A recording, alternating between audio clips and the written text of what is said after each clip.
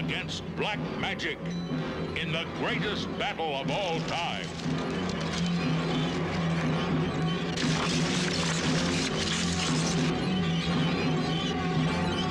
As the seven brothers and their one sister meet Dracula.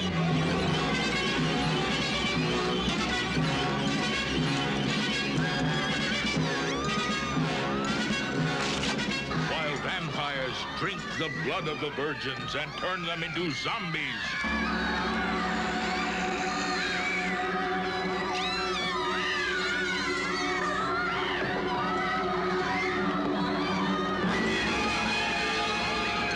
You haven't seen Kung Fu until you've seen the seven brothers and their one sister in action against Dracula.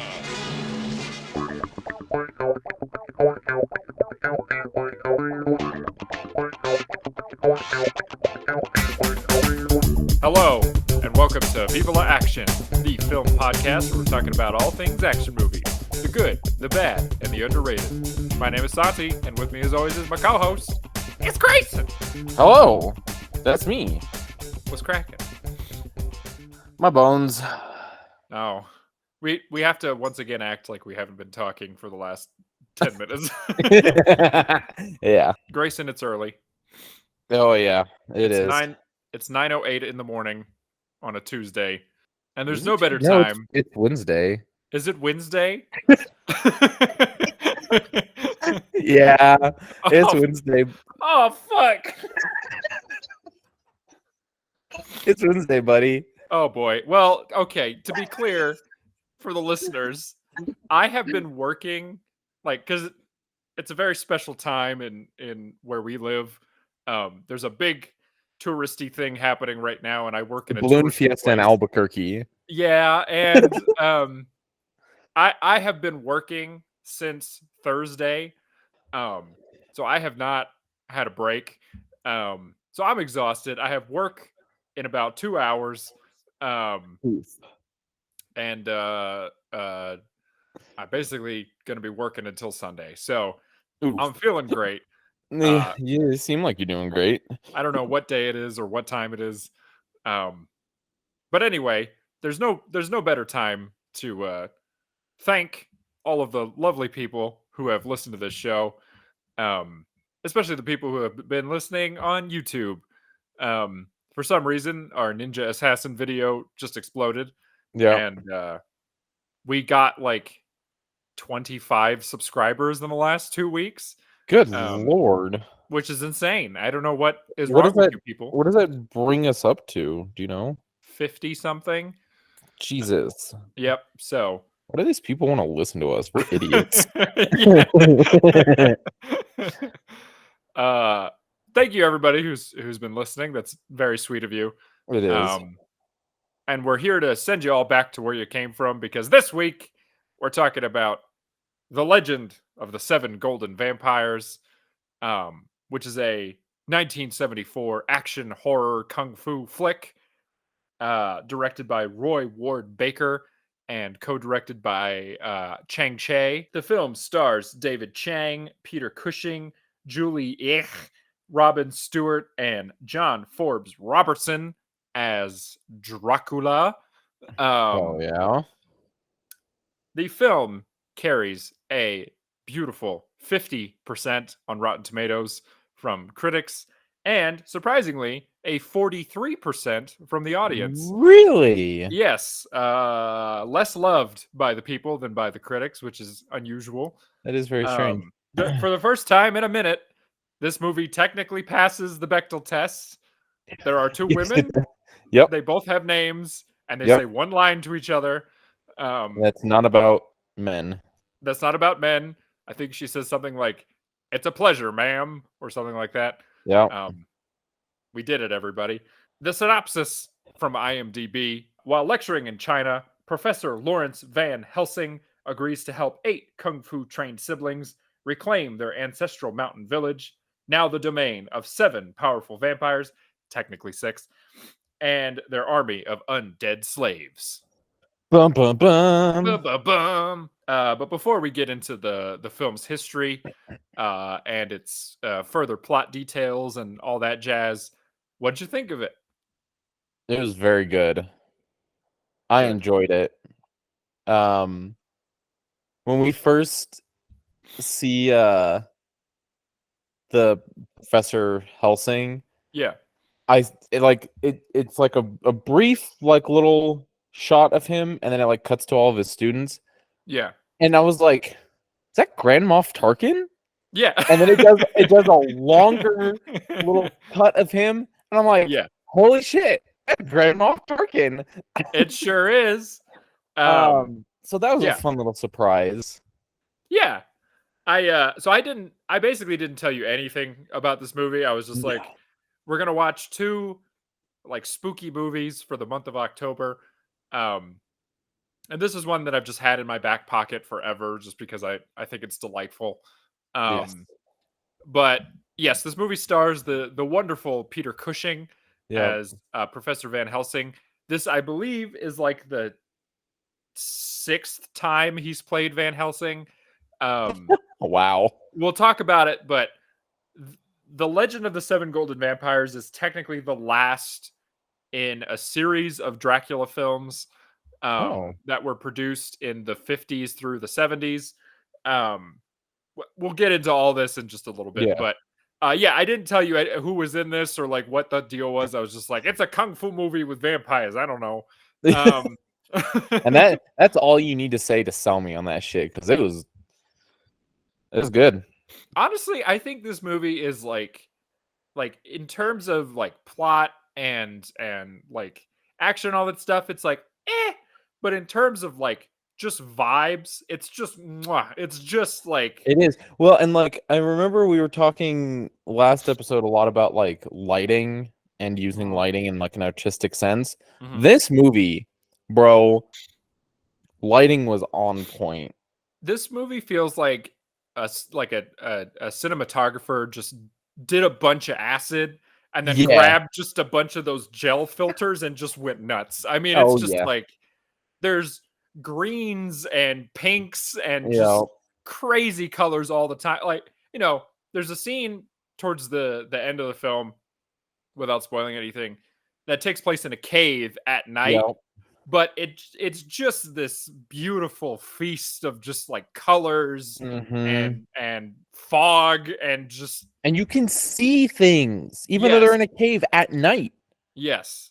This Oh, movie, it's just delightful. It's just it's so everything I good. like. Also, Dracula was so camp. Yes. Like with this bright red lipstick and the fucking drawn on eyebrows. Yes. Like that is like they understood the assignment, Absolutely.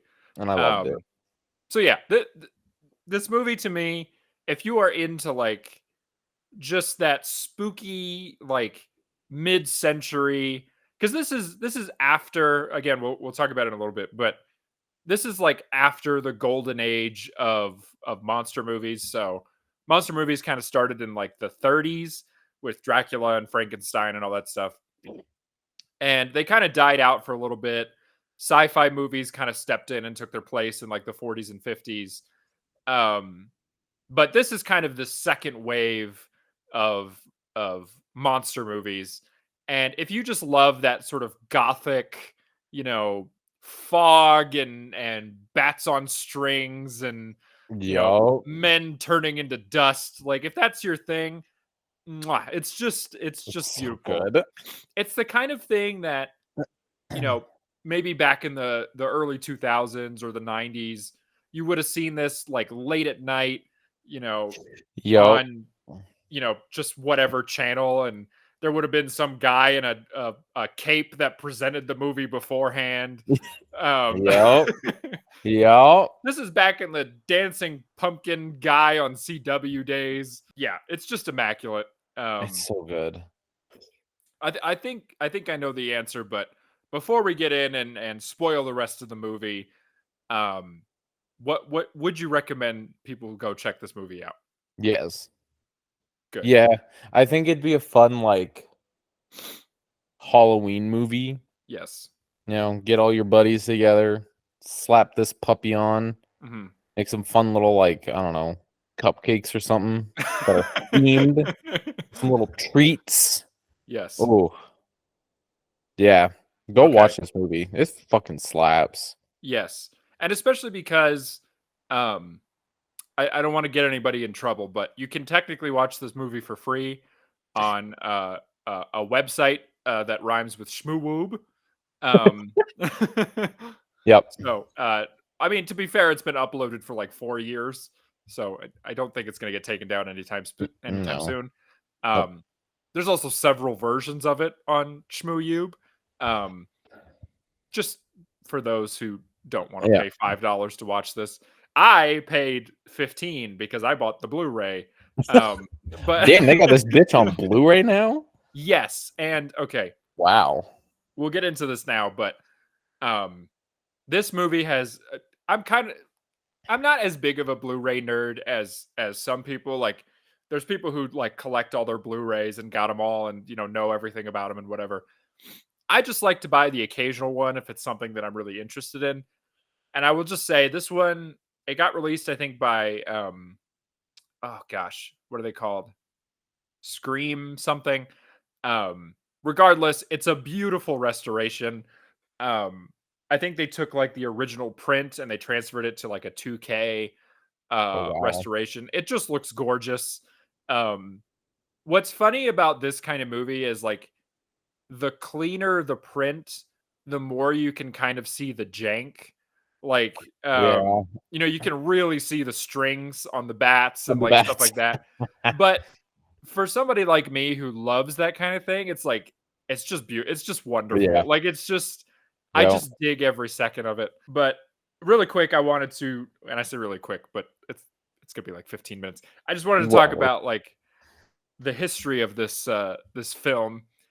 So have you ever heard of the Hammer Horror Studio? No. Okay, real brief. There's a lot of good resources out there if people want to read about this. There's a great documentary. It's like 2.5 hours long.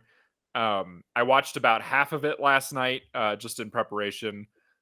It's called Flesh and Blood: The Hammer of Horror of Hammer Horror.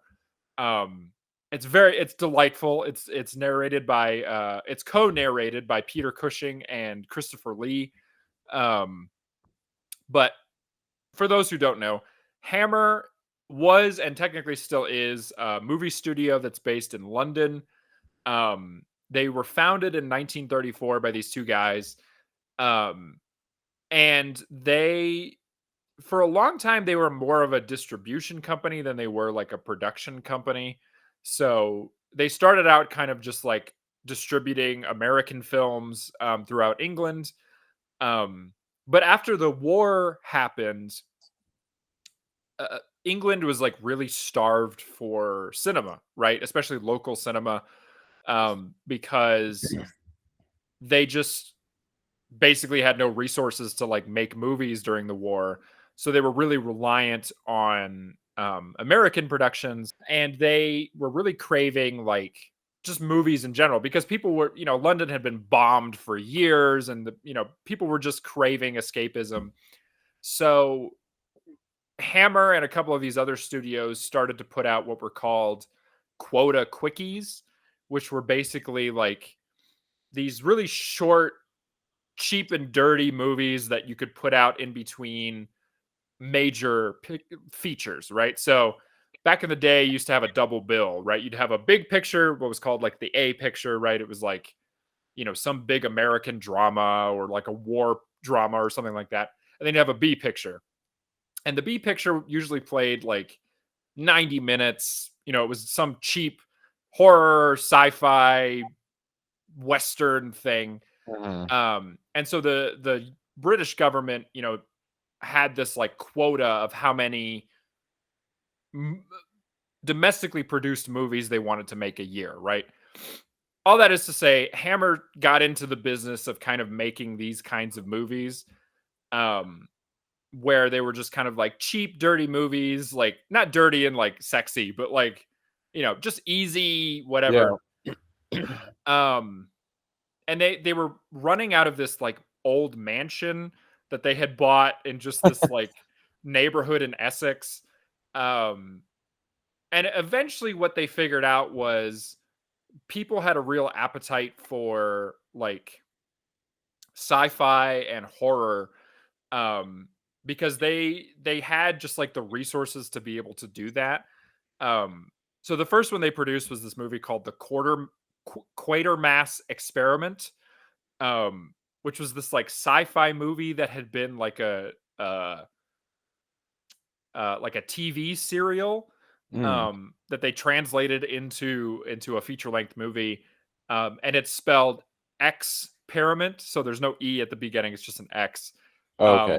And they did that to capitalize on the recently made X rating, which was like before the days of R, they had X, which was basically meant like this is not for kids. This is Yeah. you're gonna see boobs, you're gonna see blood, you're gonna see, Yeah. But to be fair, it's very tame by today's standards.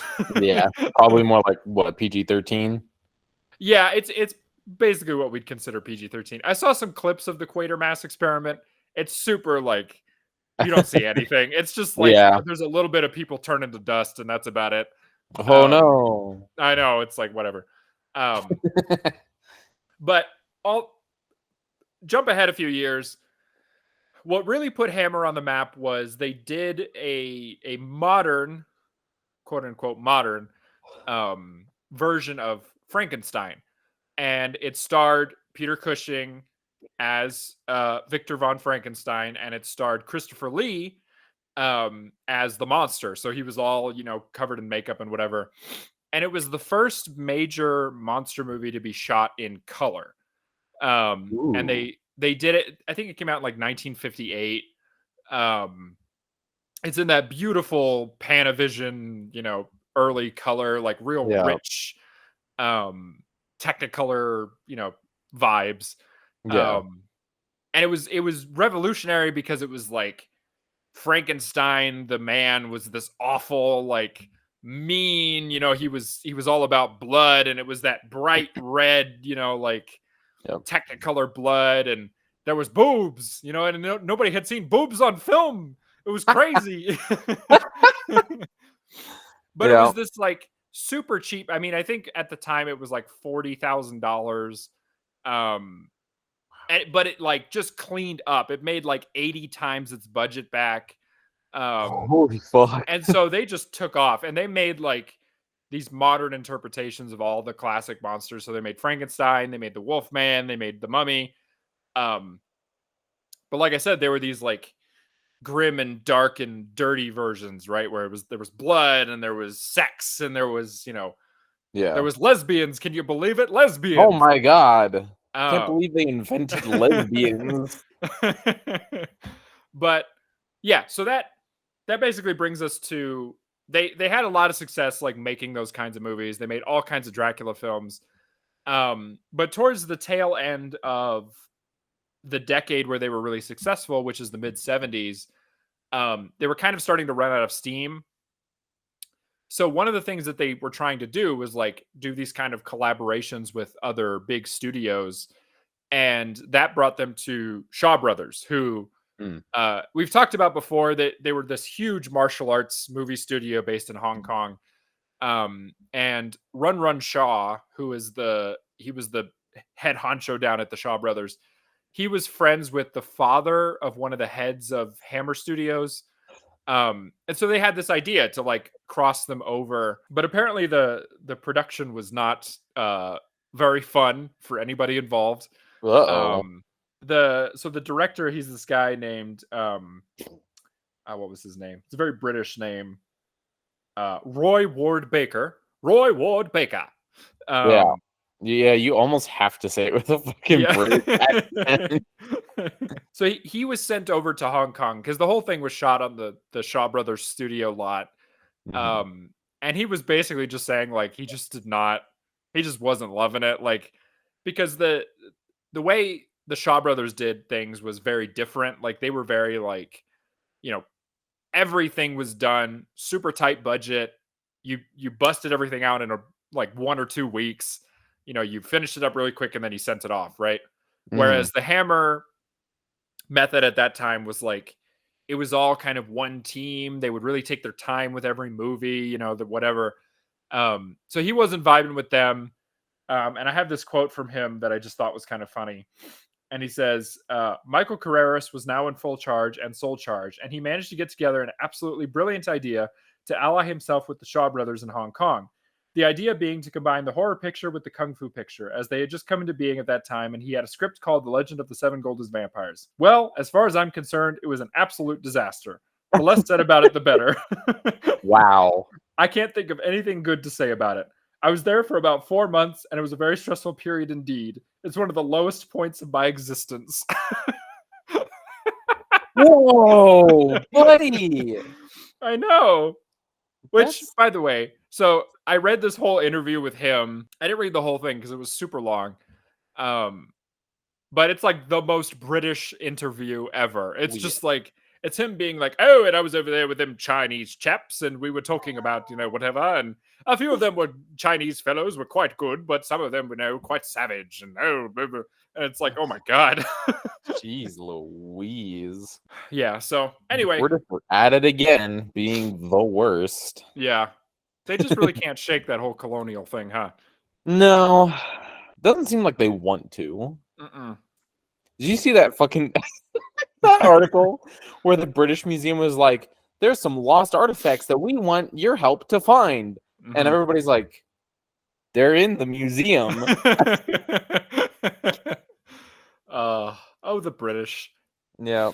My favorite thing, like my favorite trend to happen on TikTok recently is for British people to accidentally roast themselves. Like they'll Yep. be like, "This is my ideal order from the chippy," and it's just like the worst food you've ever seen in your life. It's just like Yep. brown sludge. Yep. Or And beans everyone's on toast. yeah, and the rest of the world's like, "Are you guys all right? Because you're eating like prison food." Yeah. What's funny is that they did their whole colonial thing and they stole all these spices, and yet they They just don't use them. yeah, they I think salt is too spicy over there. I just don't Yeah, I don't know. probably. But anyway, so like I said, this movie is kind of like the merging of these two like really popular genres at the time. Um and what do you think? How good of a job do you think it does at blending those two things? Having never really seen a lot of these gothic kind of horror movies. I think it did a really good job because, like, I haven't seen the original Frankenstein, but I have seen Young Frankenstein. Yes, Which phenomenal movie. absolutely. It's also been adapted as a musical. Oh, really? Yes, didn't and know that. I helped do lights and run lights for that back when I was in high school. It was very fun. And I think I can't remember. I know I've probably seen like clips from some of those like older monster movies. And I think this movie did a really good job of, I think, mixing the two. Yeah. Because like we've seen, you've shown me quite a few of like those older kung fu movies. Yeah. And so I kind of knew what to expect in that regard. Right. And then everything else, that gothic sort of, horror. Yeah, it was good. I think it really sold well. And I think the way that they handled like Dracula and the other vampires and then the undead was all really, really good. Yeah, I think yeah, I it's hard, right? Because for me, this is the kind of thing where it just hits that note for me that I really like, which is it's very sincere and Yep. very schlocky, but it's just so just delightful. I don't know how to describe it. Like Yeah. like you were saying, the campiness of it, I think, works because nobody is doing it with a nod and a wink. Like everybody Yeah. is selling it 1,000%. Yes. And, it's not my favorite version of Dracula, especially in this series where previously he'd been played by Christopher Lee, who is just this, just this figure of imposing drama and just charisma and whatever. And they find this weedy little British man to play Dracula, who you're like, he doesn't really. I'm not like he doesn't seem too charming to me, but just that where he rises out of the coffin and he's got the bright red lipstick and everything. Yeah, I'm just like, I'm in. I'm here. Yeah, I know. I was sold. And I think there are moments where it does feel like two different movies in one body, I guess. But those moments are few enough and far enough between them that I don't really mind, I guess. Yeah. And the one scene I'm thinking that feels different is there's a scene where they're in a caravan and they're heading to this village and they get jumped by gangsters in the middle of a quarry. And to me, that feels very Shaw Brothers 1970s kung fu movie. Like, it doesn't feel horror. Yeah. But I don't hate it either because it is a really good scene. It's very good. Yes. And it gets a little horrific when they start just mutilating these dudes. Yeah. Well, and I'm wondering if they put that in as like here's what these like 7 siblings can do. Yes, yeah. I think it is absolutely that. And I do like it's got one of my favorite things in action movies, which is where everybody's got a thing. Each one of the brothers and the sister, they all have a different weapon. And I like that David Chang, who's kind of the main brother, his thing is just using his fists, which I just thought was great. I think they ran out of weapons. They were like, okay, you get a club, you get axes, you get a spear, you get swords, you get sort of longer daggers, and I don't know, use your fists. I don't care. I just love the idea that the rest of them are like, we've got this, and I'm gonna fight the vampires with this, and he's like, I'm gonna fucking deck them, I'm gonna give him the old 1-2. Yeah, I don't know. That scene feels disconnected, but I don't hate it either, because like you said, it is kind of to show that these brothers, what they can do. And I do like the moment where the gangsters just start getting just destroyed. I mean, hands cut off, stabbed through the heart, throat sliced, just beautiful, just carnage. Yeah, and the over dramatic deaths where they're like spinning and clutching and very good. I love that stuff. So one of the things that's interesting about this movie is that, like I said at the start, it kind of has 2 directors. So Roy Ward Baker, he did the majority of the film. And he had done a few of the Dracula films. He'd done a Frankenstein, and he'd done something else. So he was really kind of prolific at that point, doing all these, gothic horror movies.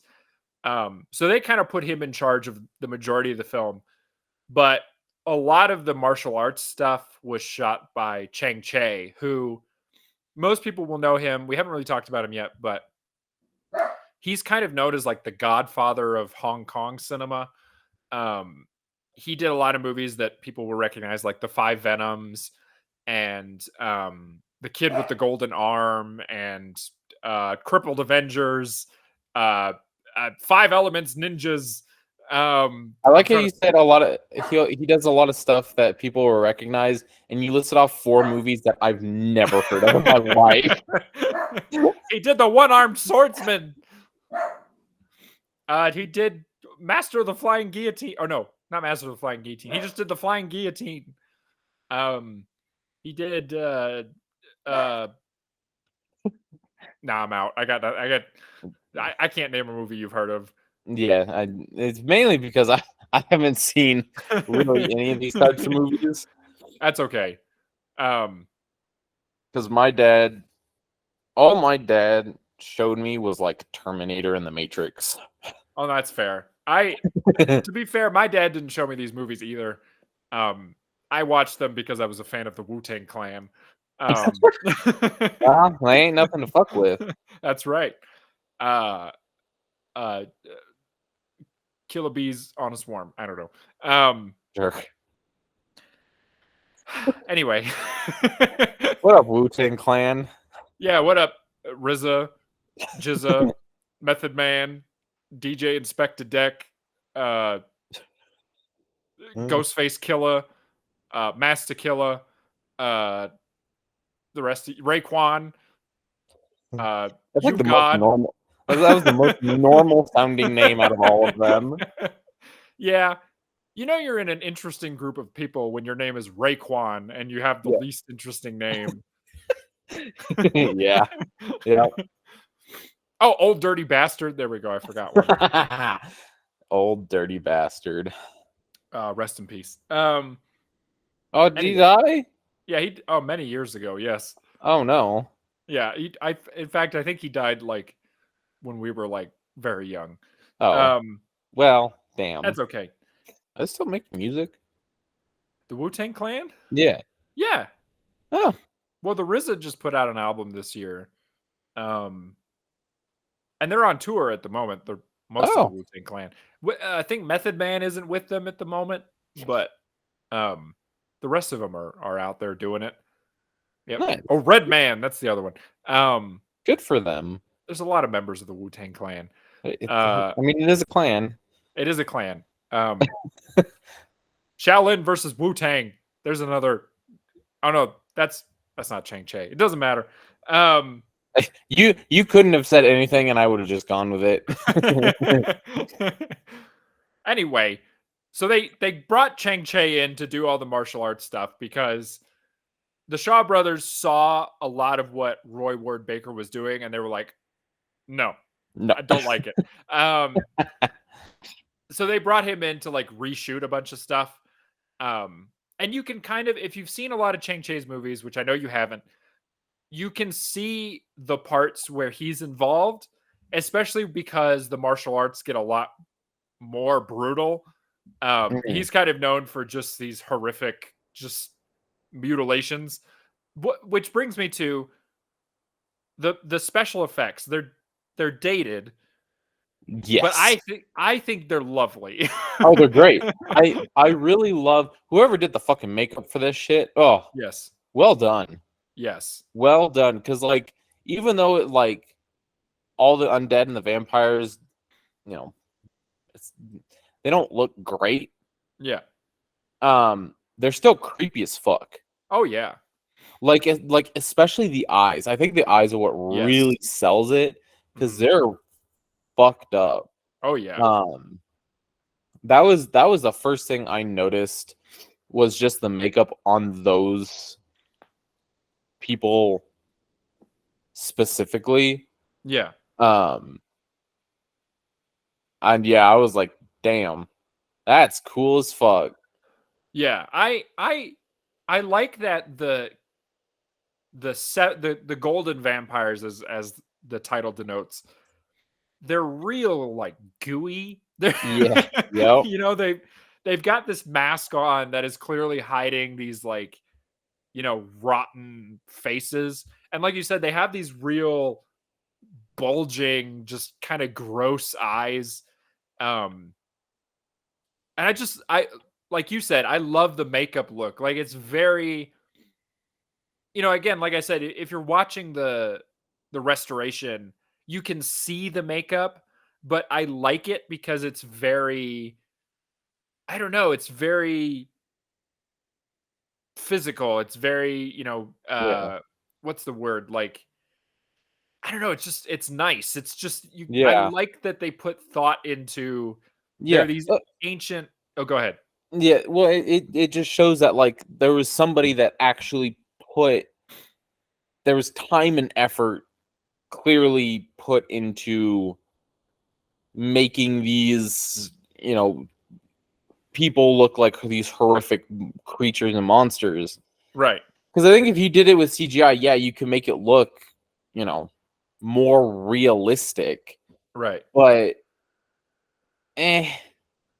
I love practical effects Yes. because, like you said, it's like it's real Yeah. and it's physical, and we don't make them like we used to. No, and I think one of the reasons I really like this movie, even if it's not, because I don't think it's perfect, but what I like about it is that it is this moment in movie history where these two giants of genre filmmaking came together, and we're never going to get that again. Oh. Like we'll never be again at a point where there's these two studios that are known for a thing, right? Like Mhm. the only studio now that has like a thing is Marvel Studios, that Marvel, whatever.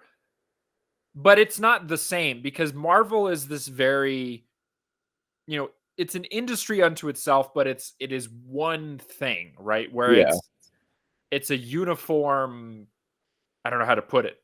It's very clean and Yep. and it's not tangible, I guess. It's very, you look at a Marvel movie and you can't see the grain. You can feel the committee in it, I guess. Yeah. Whereas with this movie, what is so fun about it is you can feel just the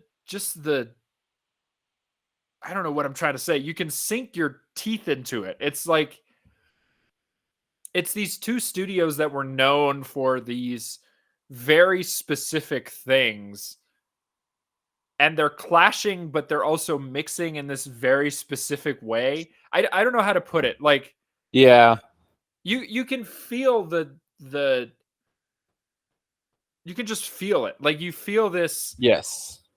I don't know, it's gooey. It's like It's gross. it's gross, and it's just like I said, there's never going to be a moment again where these, like, there is no studio now where it's like, oh, that's, Sony Pictures, they're known for this. Oh, that's, Fox, they're known for this. It was like Shaw Brothers only did kung fu, right?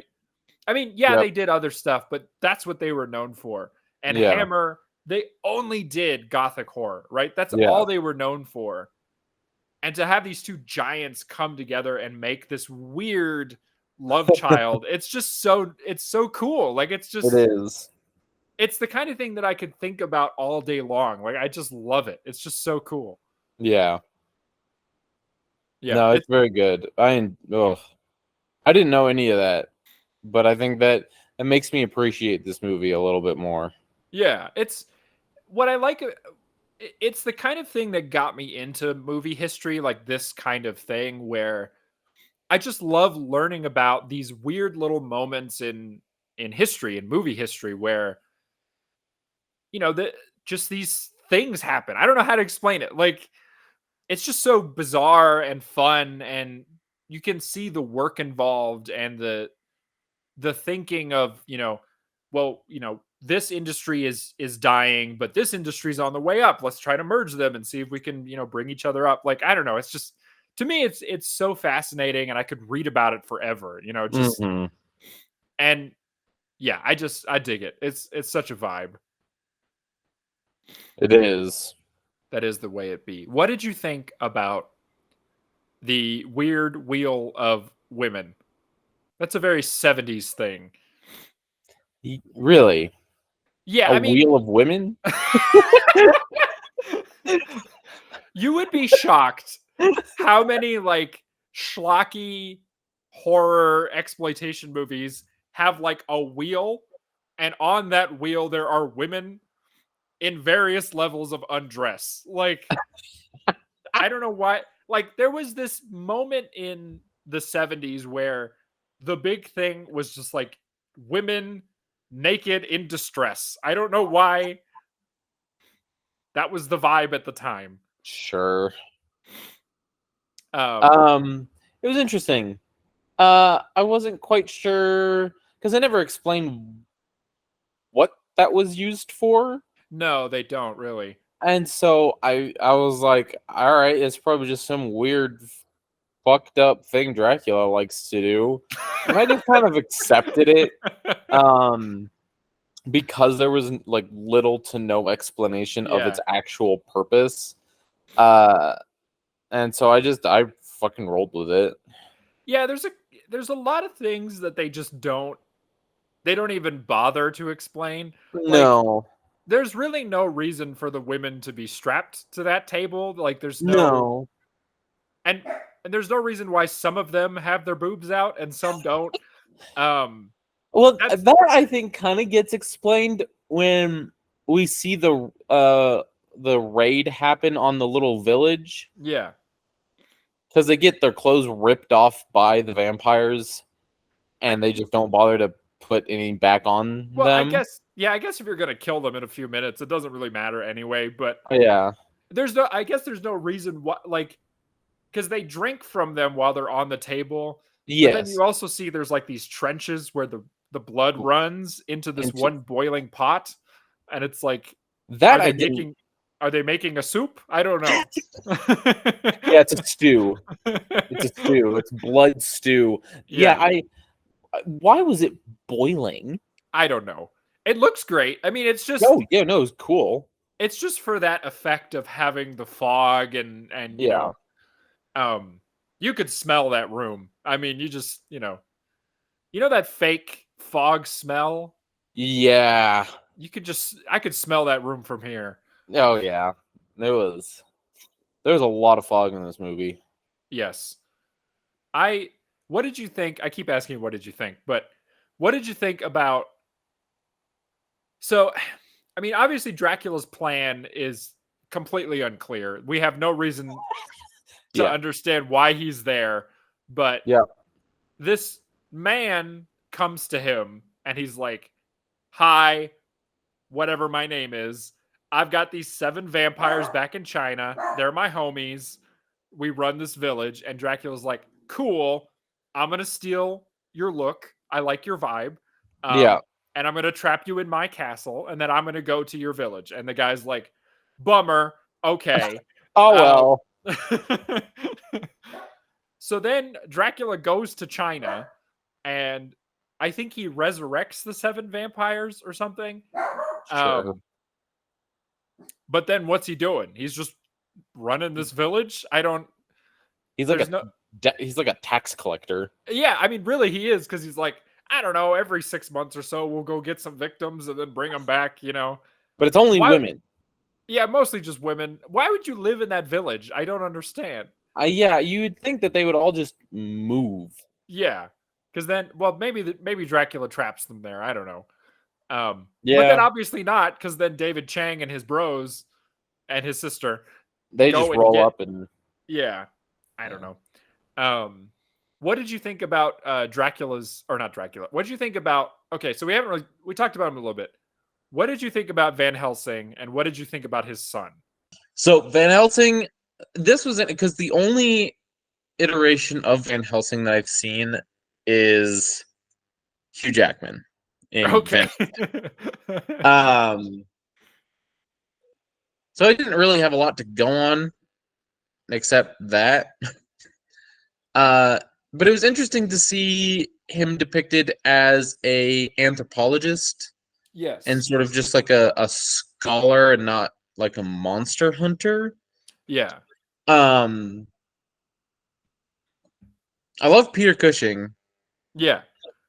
He did a really good job. And his son, so first of all, his son kind of looked like Gerard Way. He does. And so I thought that was very funny.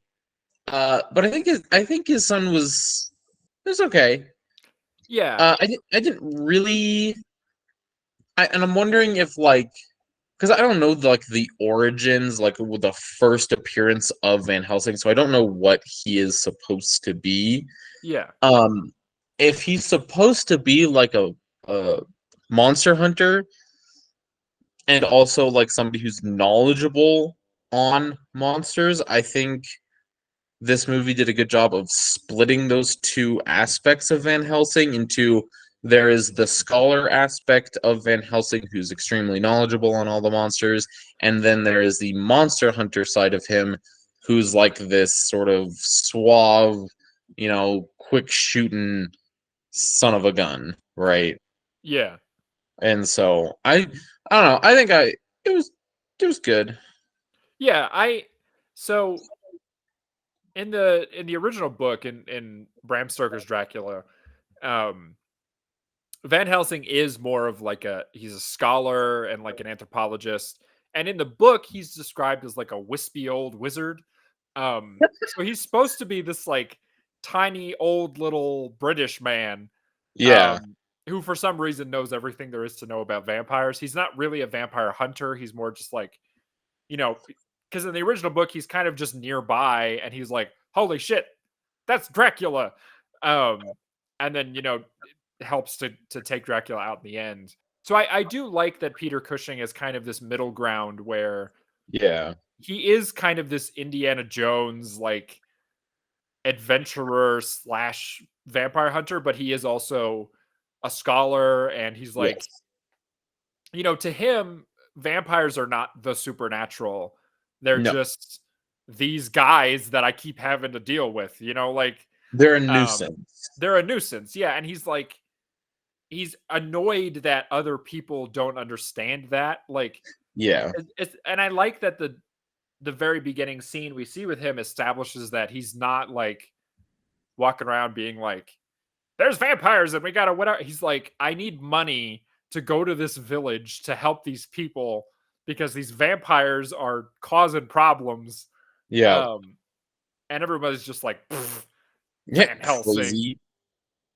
But they don't depict him as being like a cuckoo weirdo. He's like a Yeah, very, uptight, proper British man who yeah. just happens to hunt vampires for a living. I just think that's fun.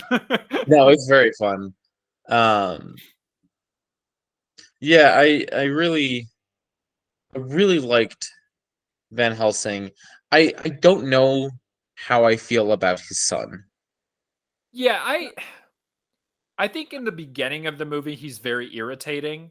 Like Yeah, because he's kind of that like, oh, my father's an archaeologist, and oh, I'd like to take you out to dinner, or yeah, whatever. Um, and they kind of give him less to do as the movie goes on. yes, Um, which I appreciated because I did find him irritating. Um, I also like that as the movie goes on, he stops using like because Van Helsing's over there with a crucifix and he's got his holy water or whatever, and yeah, his son is just like, I've got a gun and I'm going to use the gun. yeah. But it doesn't even work that well. No, it really doesn't. Like in that final fight, he like shoots 3 of the undead people, and they just keep going. Yep. Yeah. And he's And wasting so a it's like, lot of ammunition. Um, yeah, and so he ends up having to use his fist, and not very well. no. And I do like that Van Helsing gets in a swing or two, which I thought was kind of fun.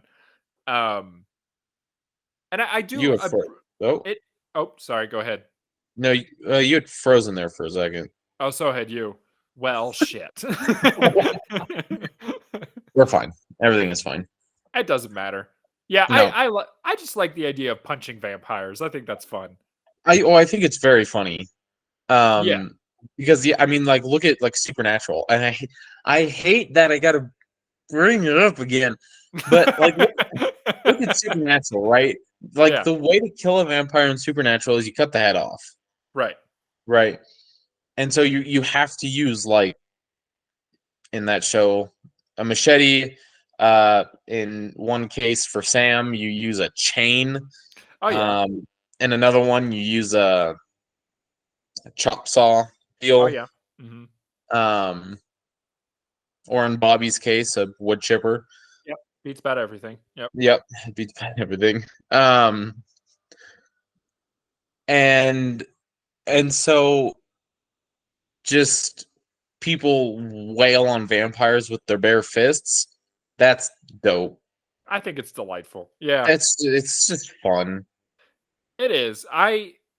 One thing, I mean, we touched on it very briefly, but one thing I really, really like about this movie and about these like mid 70s or like mid-century like horror movies, I really like the creative ways that like undead things die. Like in terms of special effects. Like I love the scene where uh one of the seven golden vampires gets killed and you see his like face like crumbling into the Yep. ground, and you can tell, like if you're paying attention, you can tell that there's just like somebody underneath and they're like Yep. pulling a mask, like a rubber mask. Yep. But it's fun to look like, to put yourself in the shoes of somebody who has never seen CGI, right? Like this is all you've got, and to be like freaked out, like, because you would think like at the time you'd be like, whoa, that's horrifying, like, Yep. I've never seen anything like that.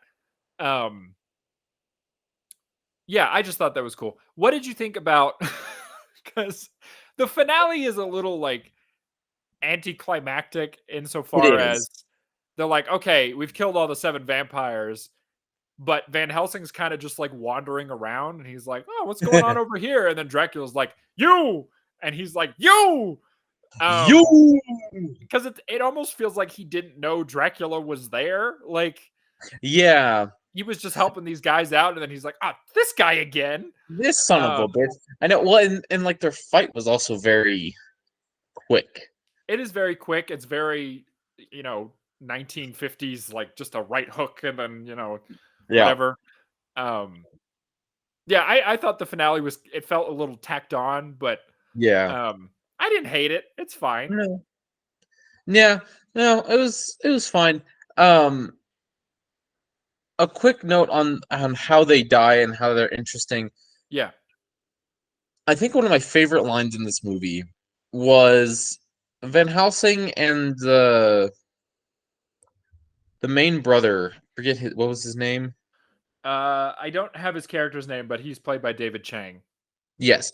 So those two, they were talking about how, because Van Helsing was like, well, in Europe, this is to kill a vampire, you get your crucifix or a stake through the heart.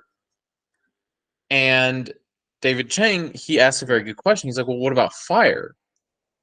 And instead of like coming up with like some, you know, answer showing that like, Van Helsing is this like all-knowing scholar, he goes, Right. I have no idea. It doesn't work in Europe, but here in the East, it could work. We don't Right. know. And I think I really like that they allowed him to say, I don't know, because that's very scientific, Yeah. right? Somebody posed a question. The scientist didn't have an answer. So he said, I don't know. But then later, they went about testing that theory. And yeah, it turns out here in Asia, fire does work. Right. And so I think that was my favorite part, because it was like, okay, so because it establishes more rules of the universe and the world, and Yeah. it's world building, right? Yeah. So for whatever reason, vampires are immune to fire. Fire does nothing to them in Europe, but in Asia, fire does do something. Right. And so it is a viable weapon and tactic against fighting the supernatural. Yeah. No, I did not even pick up on that, so I'm glad you pointed it out, because I've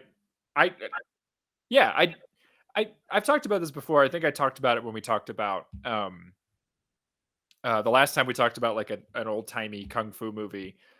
I think often with genre films, in particular, these kind of what are considered schlocky movies, there is this tendency for people to dismiss them as trash, right? As they're these quick, dirty movies that were made for this specific purpose.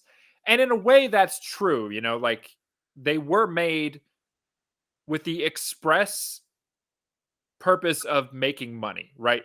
Yeah. It's important to not forget that. But at the same time, I think what often surprises people when you actually sit down and watch these kinds of films, there was thought put into them and effort, and these screenwriters had been doing this kind of movie for so long they Mm-hmm. got really good at it, and they Yeah. knew exactly what they were doing. And these actors who had played these characters over and over, they knew how to inject moments of character into them, right? What you're Mm-hmm. talking about.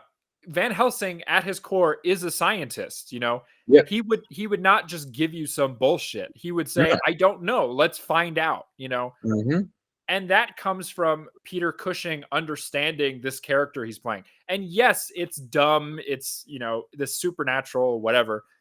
But Peter Cushing took it very seriously. He understood that he was there for a purpose. He was there to act. He was there to entertain. And he Mm-hmm. knew this is who I'm playing. I'm playing Van Helsing. You know, it wasn't schlock to him. It was No. his job. He Yeah. understood, you know.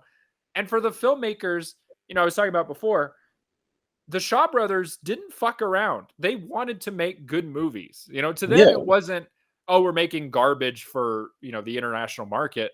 To Right. them, they were making serious cinema. You know, they were Yeah. making these movies to them are serious films. They're not jokes. They're not, you know. Yeah. So I would advise if you're somebody who you don't watch these kind of movies because you have this certain perception of them, watch them with a critical eye, because Mhm. you will find that there is moments in these films that are elevated, that are artistic, that are, you know, whatever. They're not just schlock. They're not just Yeah. cheese. They're there to entertain you, but they are also pieces of art that were made by Mhm. artists with a specific vision. You know, they weren't Mhm. just thrown out there in the world for whatever purpose. They were made with a intent, I guess. Yeah. Yeah. Well, and then, it is art, like we were saying before, like the lighting in just that one cave scene, right? Yeah, You can it's in a cave at night, right. right? So it's going to be dark. But in this movie, you can still see everything, Right. right? You can see everything, and like you were saying, there are these really nice colors, throughout, creating mood and all these different sort of effects. And that's the whole point of lighting, regardless of if it's like live theater or a movie. The point of lighting, aside from telling you what time of day it is and where you are, is to set a mood and to set just this, like, the theme of the scene. Right. um and this movie does a really good job. I mean, in Van Helsing's house, he gets home and he starts turning on his lanterns, and as he turns it up, it gets so bright, and like a lantern like that would never be Right. that bright, Yeah. right? It would never be that bright. But that wasn't the point. Right. The point was he's turning on the lantern and we get light into the scene, Yeah. right? It is illustrating this is the light source, Yeah. right? And he turns on another light. This is the light source. Because they realize that, this is a movie about vampires. So they can kind of get away with, you know, unrealistic lighting. But again, it is also about theme and Right. setting the mood. And it like you said, it's serving a purpose, right? It's not Yeah. just, you know, whatever. It's we need to light this scene. You know, Yeah. we want people to see it, especially because at this point in time, a lot of people were seeing movies at the drive-in. They were seeing them in these shitty theaters with Yep. 100 seats that showed 50 movies a day or what, you know, Yep. it was for a practical purpose. You know, maybe the projector they were using was from the 30s, you know. Yeah. Yeah. Right.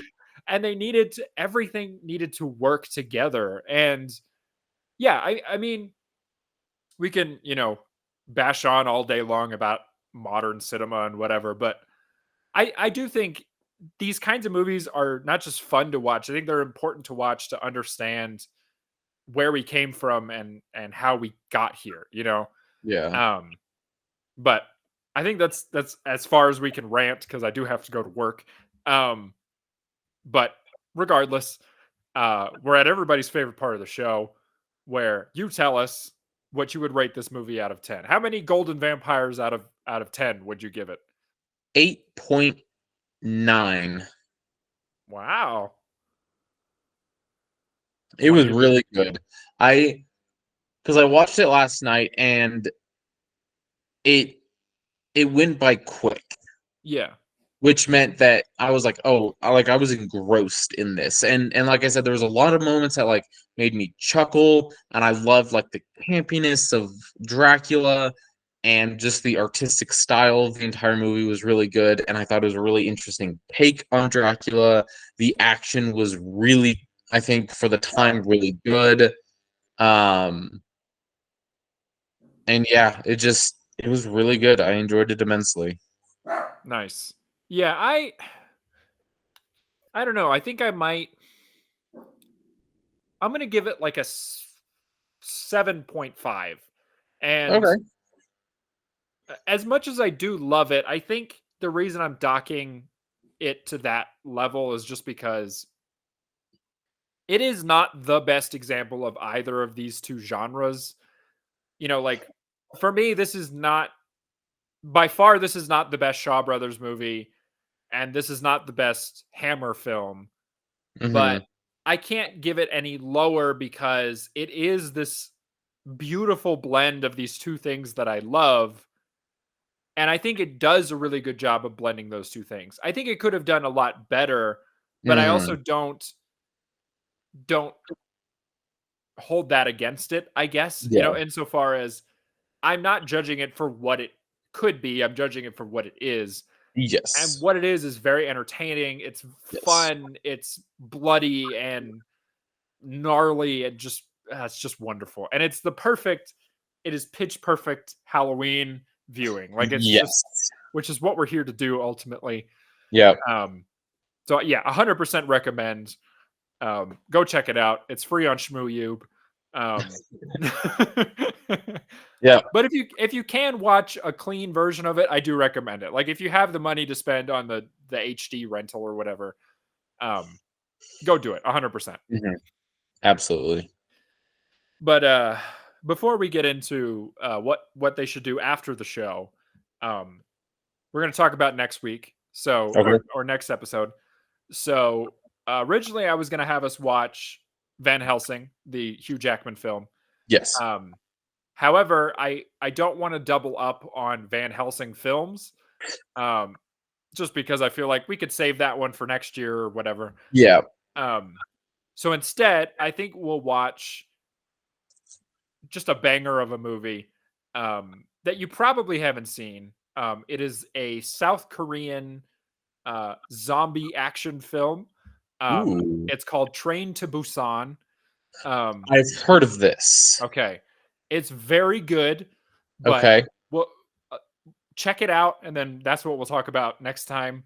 And that'll cap off our spooky movie month.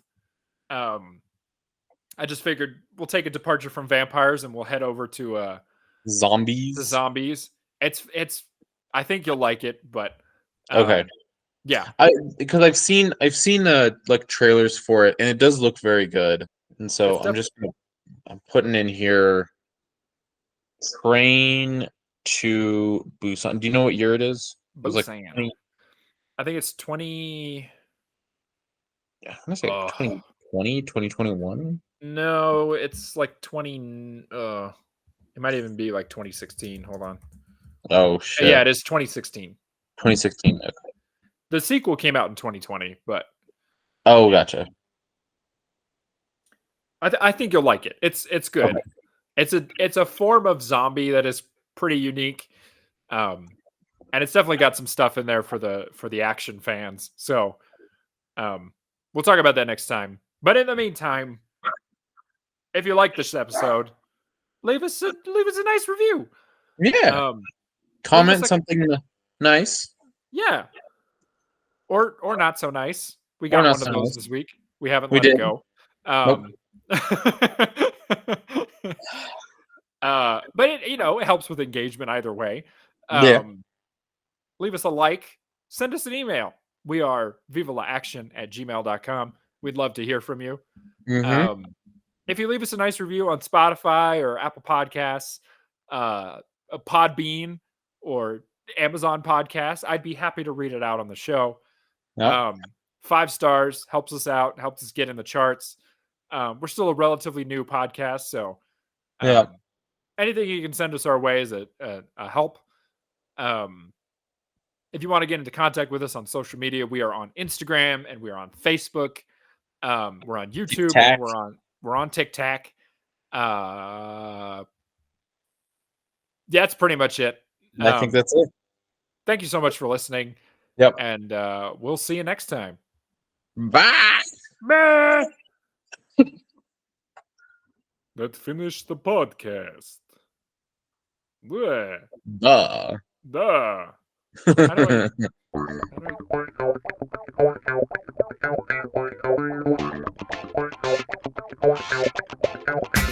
I-